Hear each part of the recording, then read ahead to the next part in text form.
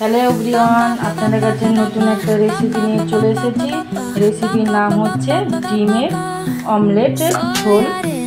কিভাবে রান্না করব আপনাদের দেখাবো, চলুন। ডিম অমলেট করার জন্য ডিম নিয়ে নিয়েছি, দেখুন। চলুন ডিমগুলো এবার ফাটিয়ে অমলেটটা করে নিই। দেখুন ডিমটা আমি ফাটিয়ে নিয়েছি, এরপর আমি ভেজে নেব, অমলেট করে নেব।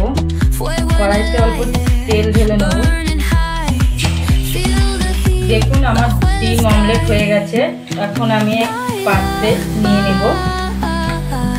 এরকম ভাবে আমি সমস্ত ডিম এরকম অমলেট করে ভেজে নেব। এরপর দেবো সাদা জিরা, দুটো তেজপাতা।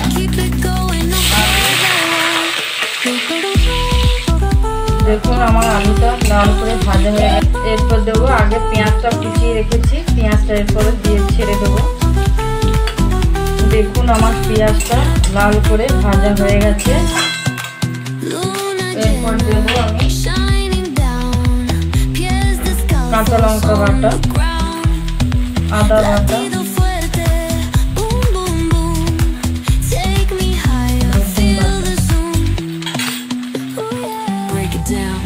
আপনাদের পরিমাণ মতো আপনারা নিয়ে নেবেন। আমি নেব 1 চামচ, 2 চামচ হলুদের গুঁড়ো, দিয়ে মশলা একসাথে কষিয়ে নেব। এরপর আমি জলটা ঢেলে দেবো। আমি 5 মিনিটের মতো ঢেকে দেবো। দেখুন আমার 5 মিনিটের মতো হয়ে গেছে। এবার আমি ঢাকনাটা তুলে নেব। দেখুন আগে আমি ডিমটা অমলেট করে তুলে রেখেছিলাম, এরপর আমি ঝোলে ছেড়ে দেব। এবারে আমি দেব সানরাইজের গরম মশলা গুঁড়ো। আমার রান্না কমপ্লিট হয়ে গেছে। ডিমের অমলেটের ঝোল।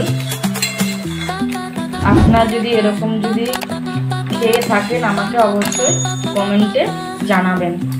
এবারে আমি একটা পাত্রে ঢেলে নেব। আবার নেক্সট ব্লগে দেখা হবে অন্য একটা রেসিপি নিয়ে।